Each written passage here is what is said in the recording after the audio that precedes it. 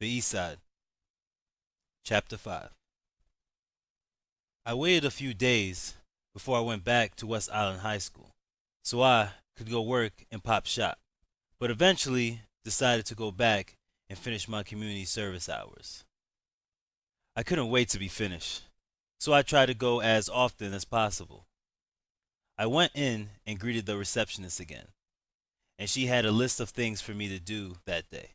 I slightly wondered why Janelle did not tell me my tasks directly, but I did not worry too much about it. I began the morning by sweeping the gymnasium in my New York Yankees cap worn backwards and my sweatpants and t-shirt. I swept with my headphones pressed against my ears, listening to some music to help me pass the time. I began to look around at my surroundings to make sure the gym was completely swept until I looked up at the gymnasium doors and saw Janelle through the glass window waving at me. I waved back to her as I removed my headphones from my ears. She walked in wearing a pair of skinny jeans, a white t-shirt with pink lettering, and a pair of pink Vans sneakers. Her hair was tied in a ponytail, and her lips shined from the lip gloss smeared on them. She came to greet me, walking next to her friend Jasmine. Jasmine had her hair in a curly puff, exposing her tiny freckles and small nose. They both looked even better outside of their purple and white cheerleading uniform. Hi, ladies. No uniforms today? I asked, smiling, shaking both their hands. Hey, Jahvon. Nah, no practice today. I just have a meeting. Oh, you remember my friend Jasmine, right? Janelle asked. Yeah, I do. Nice meeting you again, I said. Hi, Jahvon, Jasmine said, getting closer to me as I smiled and blushed. You're cute. Correction. Do you remember my hoe friend, Jasmine? Janelle said jokingly. Don't be a hater, bitch, Jasmine snapped back, joking as well. I stood there laughing at both of them going back and forth. It reminded me of Teddy and I going at it all the time. All of a sudden, another Hispanic girl walked into the gymnasium and approached Janelle before looking at me up and down with a seductive look. She was a 5'3" toned girl with beige colored skin and short curly hair, as short as the length of a male's haircut. She wore really tight jean shorts with black boots up to her ankles and a very thin black t-shirt that exposed her back and stomach. Her large breasts could barely be contained inside her black short sleeved shirt with gold lettering. Eyes were similar to an Asian woman, and her long eyelashes exploded around her eyes, which complemented her thick lips. My eyes couldn't help but look at her back, up and down, at her very sexual body and seductive attributes. Oh, hey, Janelle said unenthusiastically. Jahvon, this is my cousin Eunice. Eunice, this is Jahvon. Hi, I said, shaking her hand. Hello, she said, like she was trying to seduce me with her eyes, and pulled me close and kissed me on my cheek. Us Latinas like to kiss on the cheek, not shake hands. Funny, I don't usually ever see any beasts on this side of town anymore. He's here doing community service, Janelle said, giving her cousin an ugly look. So, did you need something? Yes, Eunice said while still looking at me. Eric is about to pick me up, since we aren't having practice today. So can I leave my bag in your locker? What's wrong with your locker? Jasmine asked loudly. That is a good question, Janelle added.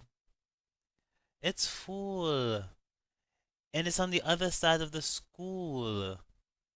And he's outside right now. Please, cousin, Eunice begged after giving Jasmine a dirty look. Yeah, go ahead. Just make sure you lock it afterward, Janelle said, emotionlessly. You remember the combination? Yes, thank you, baby, she said, kissing Janelle on the cheek and giving her a half hug. She then walked over to me and rubbed my arm and said, "It was nice meeting you, Jahvon. Hope to see you again." Janelle and Jasmine continued to give her a look of disgust as Eunice walked out of the gym, her shorts squeezed against her thick butt and toned thighs. Before walking out of the door, she turned to us and waved goodbye while giving me a wink with her right eye. Oh, me, God. I really hate your cousin. She is such a skank, Jasmine said, staring at Eunice, leaving with her arms crossed. Stop, Janelle said, patting Jasmine on the back, trying to help her relax. I'm sorry, Yaya, but if it walks like a hoe and talks like a hoe, then guess what? Jasmine continued her rant as Janelle laughed at her comments. Jahvon, do you think Eunice is pretty?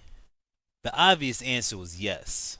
The girl was very hot and sexy and had a thick, seductive Spanish accent that would make a man's knees buckle. But that wasn't the answer I was going to give them. I looked directly at Janelle and said without hesitation, "She's not really my type." Janelle smiled while looking directly at me. "See? I told you she's not that pretty," Jasmine exclaimed to Janelle. "If I was a guy and a girl wore some slutty clothes like that, I would get hard too." "Girl, you are too much. I don't think Jahvon got hard. Or maybe he did," Janelle said, laughing hard while they both looked down at my genital area. Okay, I said, feeling embarrassed. "Let's change the subject. Do you girls like to dance?" They both looked at each other and started smiling. "A little bit." "Why?" Janelle questioned. "Here," I said, handing her a flyer for the Reggae Dancehall Fest. "It's next Friday. It's the biggest party in Florida, and my boy won free tickets, and he has two extra ones." "Is your friend cute?" asked Jasmine, looking at the flyer with Janelle. "He's cuddly," I said humorously. "Oh, it's at East University. That's on the east side," Janelle said, concerned and hesitant as they both examined the flyer information. "Yeah, but you'll be with us, so you'll be safe," I said reassuringly. "It'll be fun, I promise." "Come on, Yaya. You never do anything fun anymore," Jasmine pleaded. "I don't know, guys," Janelle said, still hesitant. "Please, please, please. We haven't gone dancing in forever. And I'll tell my brothers where we are, so if anything happens, they'll know exactly where to look for us." "Okay, fine," Janelle agreed, then looked directly at me. "Okay, Jahvon, I'm trusting you, and I don't trust many people, Beast or Poppy. You have my word, princess. You'll be safe," I reassured, again, sarcastically. "Cool. We'll pick y'all up around 7. They both looked at each other and nodded in agreement. "Hey, girl, I gotta go and pick up my brother from work. Just call me later," Jasmine declared after looking at her watch before waving goodbye to me and giving Janelle a hug. "Okay, see you later, Jahvon." "For sure. Have a good one," I called out as she jogged out of the gym. I turned to Janelle and asked, "So, what do you have planned today?" "I have to go to a student body conference meeting, and I have to make up some new routines for the cheerleading squad. Ugh, fuck my life," she said, frustrated by her busy schedule. I chuckled. "Yeah, sounds like you're a busy woman." "Yeah," she said with a sigh. "Hey, Jay, I have some boxes outside that I need to put in the closet. I know you're busy, but do you think you can help me?" "Sure," I said, placing my broom against the wall and followed her to the outside entrance, noticing her pink hairband tying up her ponytail. I never did get those boxes. We ended up on the bench next to the bushes where Miss Vega scolded me. We sat there for an hour, looking up at the clouds and the oversized palm trees, discussing our life struggles, our past, and some of our personal secrets. I did not realize all the things that we actually had in common before that day. Even though we both came from different walks of life, we had the same thoughts about our existence. The time flew by as we spoke until we were interrupted by the same cherry red Chevy Camaro from the rainy day pulling up in front of the school. A short Hispanic male with a low cut fade exited the car, leaving all of his car windows down and keys in the ignition, playing some reggaeton music loudly. He approached us, limping as if he had been shot in the leg, wearing a pair of red and white Jordan sneakers, blue jeans, and a white and red t-shirt. On his well-trimmed eyebrows, he wore expensive sunglasses that went well with his carefully trimmed mustache and expensive Rolex watch.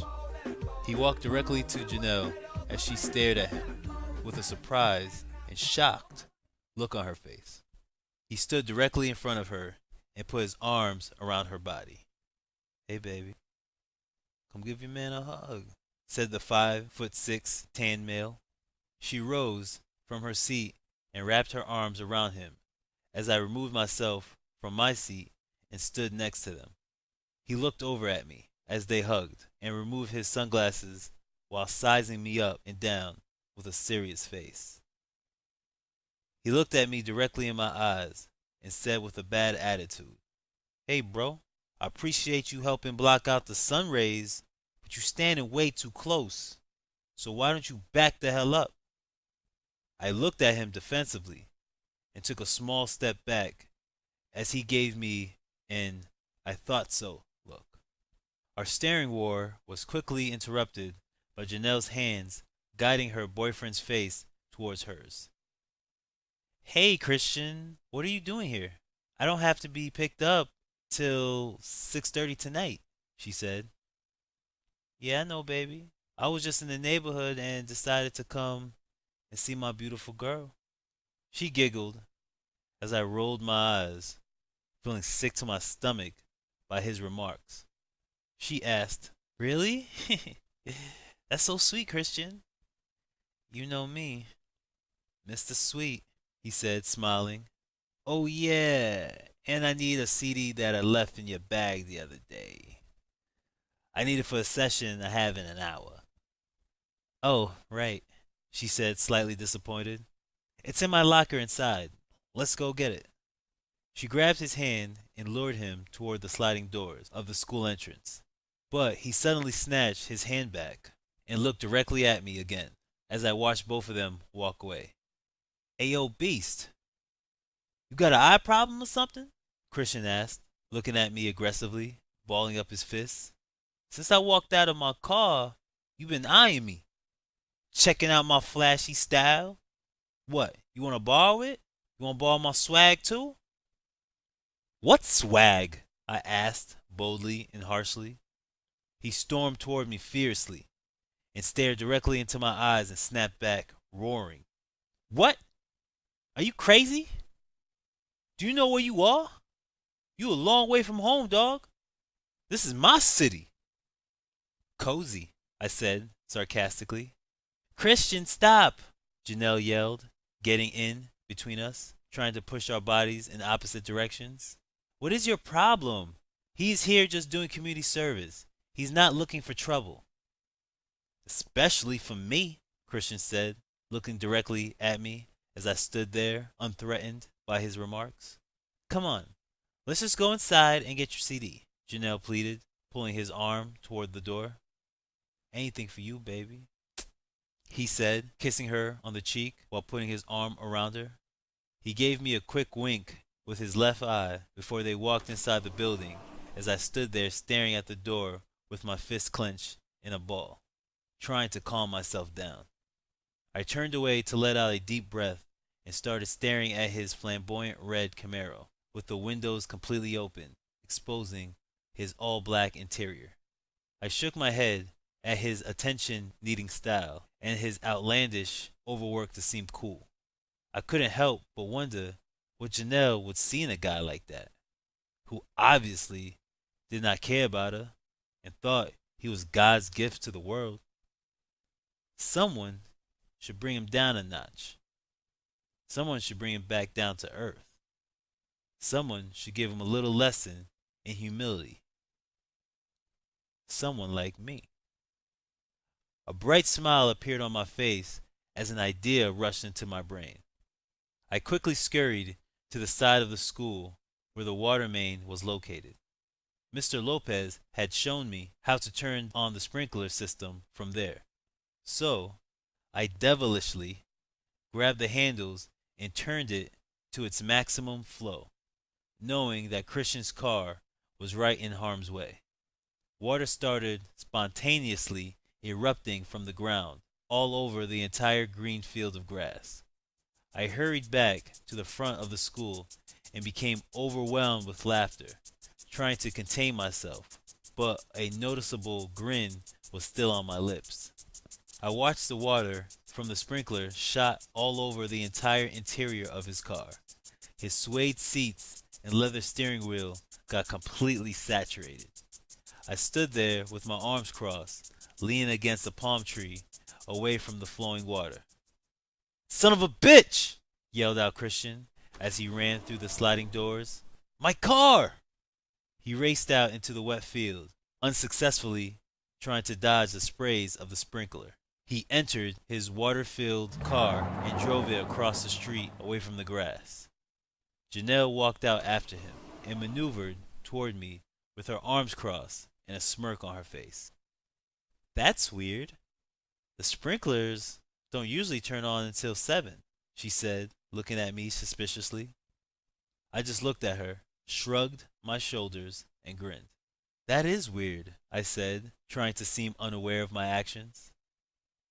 Christian came stomping down the walkway with an angry look on his face. "Is everything okay, baby?" Janelle asked. "No, everything's not okay.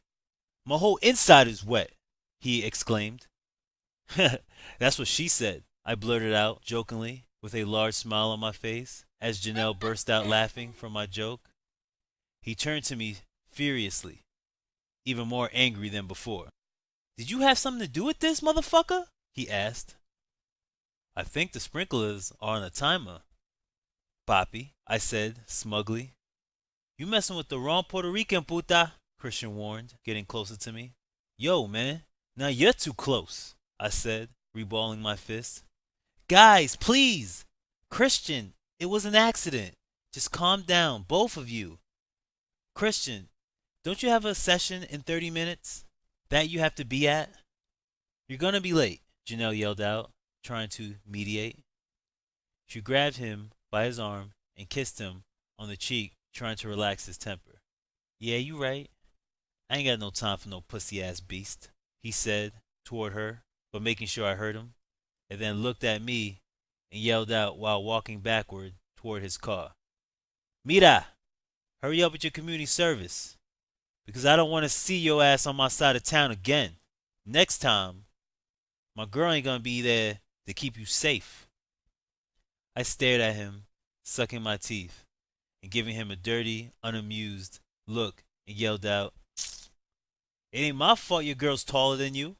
He turned and gave me another ugly look, then jumped into his car. Janelle walked over to me and pushed me in my chest and exclaimed, "What is your problem?" "What?" I asked, confused. She tried to give me a stern face, but couldn't contain her laughter as she shook her head back and forth. "I can't believe you did that," she said, surprised, playfully pushing my arm. "Did what?" I said, still pretending to be unaware of my actions. She smiled at me, then looked up into the bright blue sky and said, It's such a beautiful day." "It is," I agreed. "Darn, I can't believe I had that meeting." "Skip it," I encouraged. "Skip it?" she asked, turning quickly at me. "I can't skip it. They're expecting me to be there." "So," I said, shrugging my shoulders, "disappoint them." She smiled at me biting her bottom lip as she pondered on the idea. No, no, I can't, she said, trying to convince herself. You've probably been to 100 of those things. Who says you can't get sick and miss the 100th and one? You have to enjoy yourself sometimes, or life passes you by and just gets dull, boring, and bland. Try something new. You never know. You just might like it, I stated as she looked at me, analyzing my words. She thought for a moment, then placed a bright grin on her face, saying, Let's do it. Let's do it? Like the both of us? I asked, confused. Yes, it was your idea in the first place, she said, before asking me to use my phone to call Miss Vega to tell her that she was feeling sick and pretended her voice was tired and hoarse. I stood there waiting, amused by her acting skills. She turned and handed me my phone and asked me, Do you want to see the coolest place on earth? Sure, I said, looking at her suspiciously. She grabbed me by my wrist and guided me toward the back of the school, where it was mostly woods. We walked through a field of trees, which had large branches and an enormous amount of leaves. The long stems made it difficult to pass, so we had to push them away with our hands as we traveled. The trees stood so tall that they blocked out the sun from our view. All we could see were tiny rays of light that made it through the compacted space made by the combination of leaves and stems. The woodsy area was completely undeveloped and reminded me of a scene from a scary movie. I followed the young girl nervously through the terrain for several minutes, rummaging through large branches and vines. Where are you taking me? I asked untrustingly. Stop being scared. We're almost there, she said, still pulling my arm. I'm not scared. I'm just saying, I murmured to myself. We walked a few feet more. She reached the end of a large hole at the bottom of the gate and pulled it wider and crept through, as I followed. Reluctantly, I walked behind her as we finally reached the end of the busy woods and came to a log fence. She stepped on the bottom of the fence to lift herself higher, to overlook a large grass meadow that looked like it went for miles. A great smile came over her face as she stood there in complete bliss. I stepped on the bottom log as well to see what she was looking at, and saw several horses galloping through the green field. What is this place? I asked, surprised and shocked by the beautiful scene. There were about 5 horses frolicking around freely as we watched them from behind the fence. I love this place. I used to come with my dad and uncle. Aren't they pretty? She said admiringly. You actually ride those things? I knew the west side was a little country, but never this country. It's not country, she snapped back. And yes, I do. It's easy. Let's ride. What is all this let's stuff? I'm not getting on one of those things. How many black people you know ride horses? Come on, she pleaded. It'll be fun. While we debated, an elderly Hispanic man wearing a straw hat and muddy overalls approached us by the fence. He had a gray mustache and wore a pair of glasses that reflected off the sun. He ecstatically greeted the girl as she smiled and gave him a warm hug. Hi, Pepe, she said, squeezing the old man. Hola, Janil. Te ves tan hermosa. ¿Quién está amigo negro? The old man asked in Spanish as I stood there confused. Este es mi amigo Jahvon, she replied in Spanish, then looked at me, realizing that I did not know what they were saying. Oh, sorry, Jay. He was just asking me who you were, so I told him. Oh, okay, I responded, shaking the wrinkly but firm hand of the man. Nice to meet you, sir. The man smiled and nodded at me happily and said to Janelle, ¿Qué estás haciendo aquí? Sorry, Jay. He doesn't speak any English, but I'm going to tell him that we want to ride the horses, Janelle said excitedly. We? I asked again reluctantly, shocked that she did not comprehend my previous statement about not riding. Pepe, que hemos montados caballos, Janelle explained to the old man. Ah, sí, he said to Janelle, smiling, and nodded his head, and then looked at me and asked me in a strong Spanish accent, trying to speak English. You ride good? Me? No, no, I don't ride at all, I answered quickly, trying to get out of the situation. The old man looked at Janelle and laughed as he waved his arms to indicate that we both should follow him. Janelle and I both hopped over the fence and into the large open space that glowed from the hot sun and gorgeous weather. We followed the old man into a large, dirty wooden barn filled with horse stables. He gave us both helmets to wear and handed me a leather jock strap.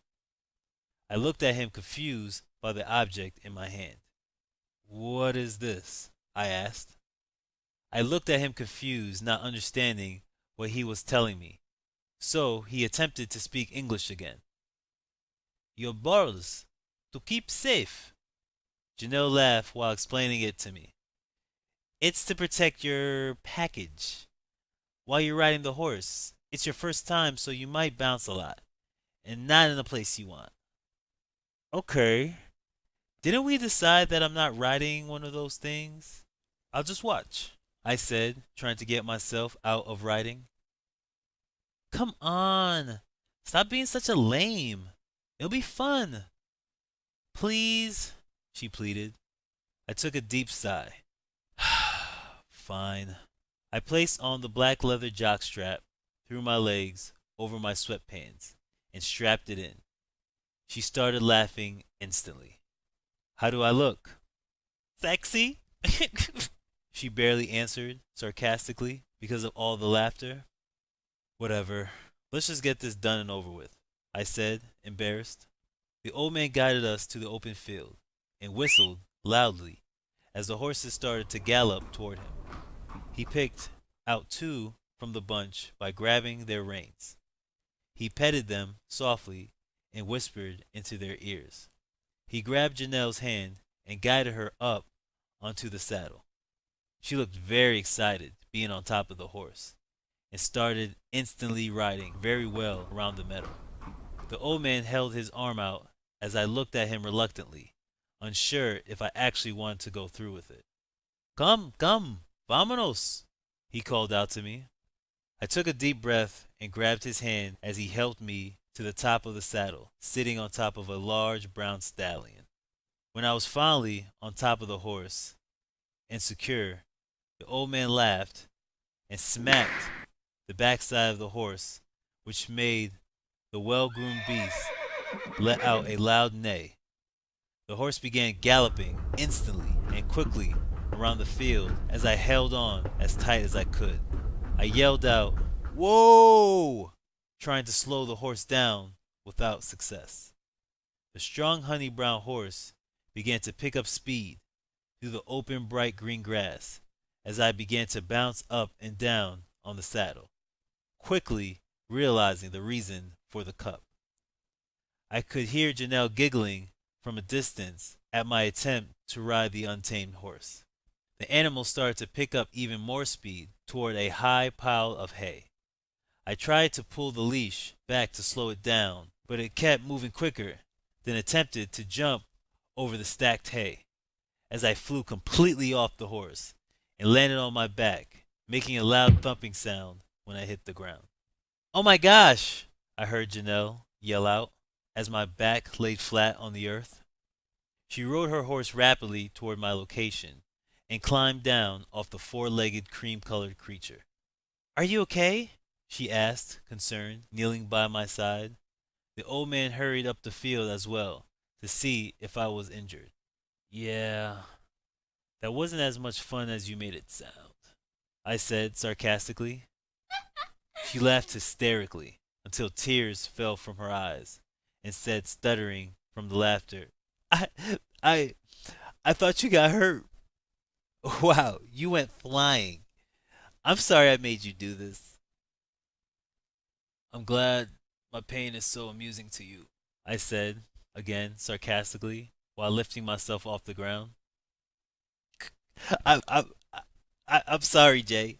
She barely made out of her mouth, still laughing. Oh, so that's funny, huh? I asked, beginning to chuckle myself. I playfully grabbed her and picked her up over my shoulder and started running with her through the field as she began kicking and screaming for me to put her down. But she kept laughing. I tripped, and we both landed in a pile of hay comfortably and began looking at each other, laughing some more. Actually, come to think about it, that's how we spent the rest of that afternoon, just hanging out with each other and laughing, laughing, and laughing.